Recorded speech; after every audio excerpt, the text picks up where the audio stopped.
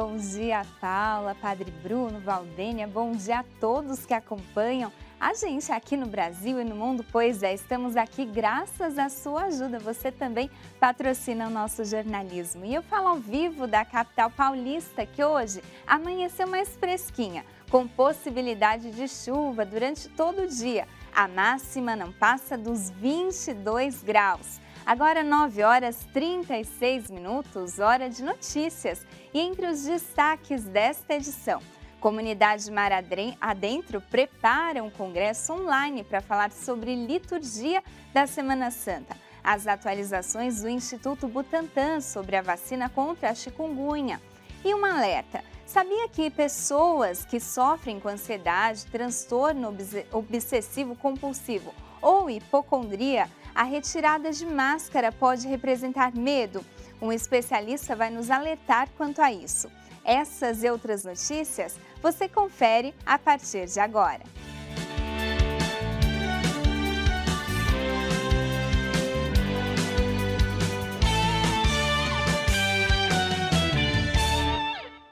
E a gente abre essa edição do Canção Nova Notícias falando sobre o Santo Padre. O Papa Francisco se prepara para sua viagem ao extremo sul da Europa. Malta é o destino da 36ª viagem apostólica de Francisco. O país, com cerca de 500 mil habitantes, é lugar de desembarque para muitos africanos que tentam chegar à Europa. Situado na região central do Mediterrâneo, entre a Sicília e a costa do norte da África, é também o país onde se conserva a memória do naufrágio do apóstolo São Paulo. A peregrinação deve ser marcada por encontros, orações e um abraço com os migrantes. E você pode acompanhar cada detalhe dessa viagem em nosso site noticias.cançãonova.com. E no sábado, a partir de 15 para 7 da noite, você acompanha o encontro de oração do Papa no Santuário Nacional de Malta. E a Igreja Católica vive a expectativa para as celebrações da Semana Santa. O Tríduo Pascal, principalmente, é um período em que os ritos têm um profundo significado para compreender e viver melhor a liturgia. A Comunidade Mar Adentro está preparando um congresso online. O evento pretende oferecer um mergulho na mística da liturgia cristã. A Comunidade Mar Adentro está promovendo no dia 1 a 8 de abril um congresso online com o tema Liturgia, Mistério de Fidelidade. Neste congresso nós queremos mergulhar no grande mistério da liturgia da Igreja, onde lá encontramos o próprio Cristo. Como o próprio Papa Francisco nos diz, não existe espiritualidade cristã se não estiver embasada nos santos mistérios. Por isso, conhecer a liturgia para nós é de extrema importância. E por causa que estamos fazendo na Quaresma, ele toma ainda um valor ainda maior. Por quê? Porque nos prepara para a celebração da Páscoa, a maior celebração da Igreja. Então esse congresso é para todos aqueles que querem aprofundar a sua fé e o seu conhecimento na liturgia da Igreja. A liturgia é a fonte e o cume de todas as ações da Igreja, porque é na liturgia que nós encontramos o Cristo. E todas as coisas que a Igreja faz só têm sentido por causa de Cristo. Então, encontrando Jesus na liturgia, temos força para anunciá-lo, para a catequese, para as obras de caridade e todas as outras ações que a Igreja faz. Mas, se não tivermos uma espiritualidade centrada na liturgia, centrada na pessoa de Cristo, todas as coisas ficam vazias, sem valor. Esse congresso será totalmente online e gratuito, por isso faça agora a sua inscrição pelo site congresso.maradentro.com.br. Participe conosco, será um tempo de graça. Obrigada, Padre. Pois é, com certeza um tempo de graça. E a chikungunya, doença causada pelo mosquito Aedes aegypti, tem crescido no Brasil e vai ganhar uma vacina fabricada pelo Instituto Butantan. Quem tem mais informações é a repórter Aline Mércio. Bom dia, Aline. Bom dia, Danusa, e a todos que acompanham Canção Nova Notícias. E olha só, Danusa, essa vacina contra a chikungunya, os estudos preliminares aí já mostraram que ela pode ser 96% eficaz contra a doença. Mais cedo eu conversei com o Thiago Roca, que é lá do Instituto Butantan, e nos contou um pouquinho desse processo de testes e também da previsão para essa vacina estar disponível à população. Vamos conferir. Desde 2018 para 2019, o Butantan ele começou a procurar um parceiro, né, e alguém que estivesse desenvolvendo a vacina de chikungunya, que é uma necessidade de saúde pública no Brasil. E em 2019 nós começamos a avançar nas negociações com a Valneva.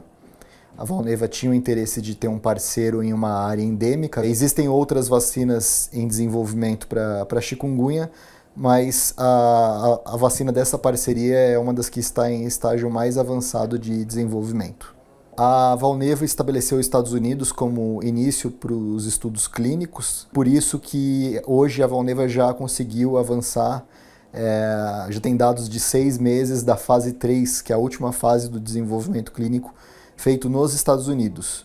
Em complemento a esse estudo, que lá nos Estados Unidos é feito com adultos e idosos, no Brasil o Butantan ele já está fazendo o estudo em adolescentes e, de novo, em uma área endêmica, né, que é o Brasil, onde a doença ela é existente e futuramente nesse grupo de adolescentes podemos ter dados de eficácia da vacina. Bom, os estudos no Brasil eles iniciaram em janeiro desse ano. O primeiro centro foi São José do Rio Preto.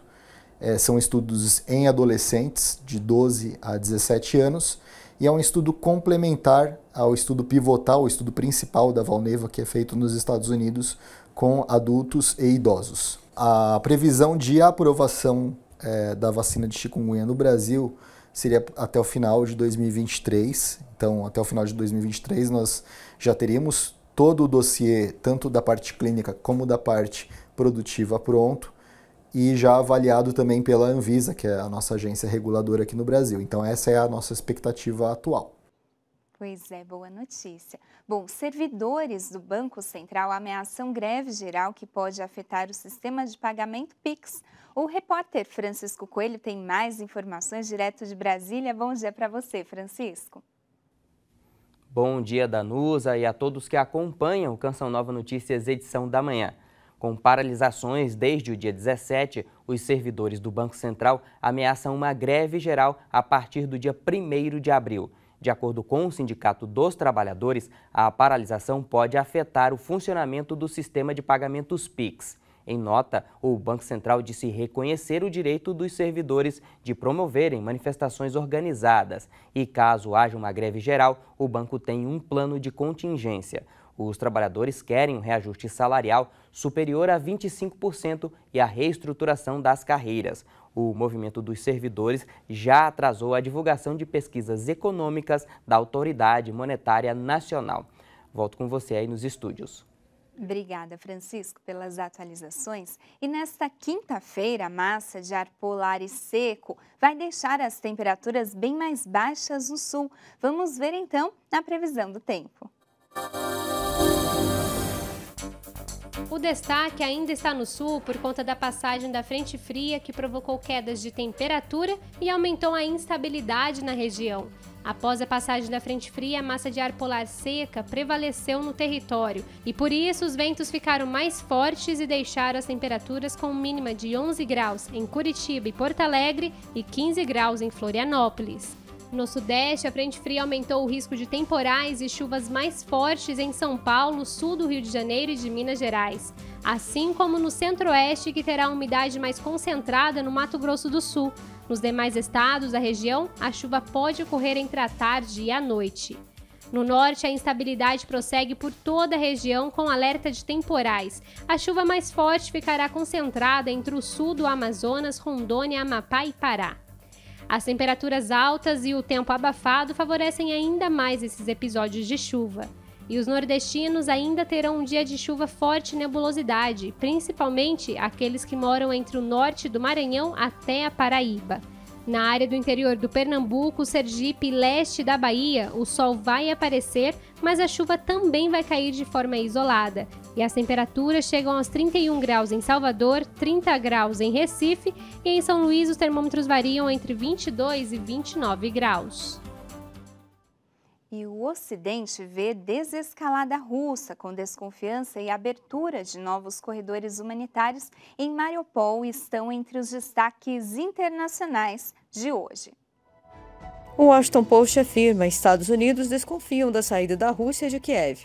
O movimento de algumas tropas russas para longe de Kiev não tem sido visto como uma desescalada, afirmou o Pentágono nesta quarta-feira, apesar da promessa do Kremlin de reduzir atividades militares em Kiev e Chernihiv.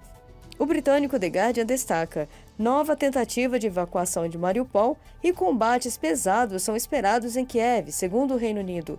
O número de refugiados ucranianos acolhidos na Espanha já chega a 30 mil, segundo o primeiro-ministro espanhol Pedro Sánchez. Cessar fogo em Mariupol abre novos corredores humanitários. Esse é o destaque do italiano Avvenire. No 36º dia da guerra na Ucrânia, as forças russas estão prontas para declarar um cessar-fogo temporário exclusivamente para abrir corredor humanitário adicional para a saída de civis e cidadãos estrangeiros de Mariupol e Zaporozhia. Foi o que afirmou o chefe do Centro de Controle de Defesa Nacional. E a gente segue firme, nas orações pelo fim dessa guerra. E para pessoas que sofrem com ansiedade, transtorno obsessivo compulsivo ou hipocondria, a retirada da máscara representa medo e pode gerar mal-estar. Nossa equipe conversou com o Padre Lício Vale, que nos trouxe algumas recomendações sobre este assunto.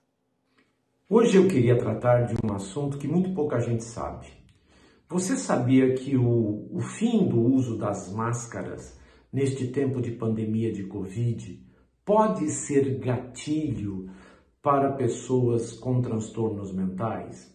Por exemplo, ou emocionais, por exemplo, pessoas que sofrem de ansiedade, de toque, de transtorno obsessivo compulsivo ou mesmo de hipocondria. Vários estados retiraram a obrigação do uso de máscara em ambientes fechados. E isso é um gatilho para essas pessoas, porque elas se sentem ameaçadas de contaminação. E isso aumenta o estresse. Portanto, é importante que a gente pense nisso e busque usar a máscara. Importante que a gente continue usando máscara, mesmo em ambiente fechado. Porque a pandemia não acabou. Cuidar da própria vida e cuidar da vida dos outros é uma missão. Cuidar da vida é uma missão que Deus nos confiou. Obrigada, Padre Lício. E assim, a gente se despede. Para permanecer informado sobre as notícias da Igreja, do Brasil e do mundo, nos siga no @CN Notícias. E mais tarde, acompanhe o Canção Nova Notícias, edição da noite, às 6h45. Fique agora com a quinta-feira de adoração. Um bom e santo dia para você. E a gente termina hoje com imagens de Florianópolis. Até mais!